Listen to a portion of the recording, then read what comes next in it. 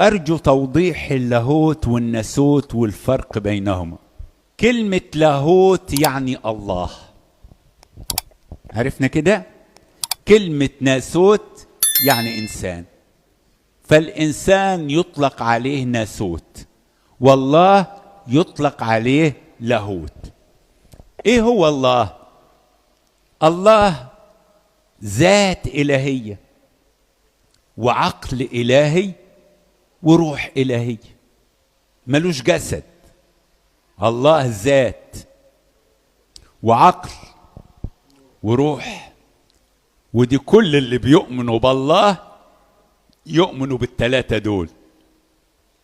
يعني لو سألت أي واحد حتى غير مسيحي بس يؤمن بالله، تقول له تؤمن إن الله موجود؟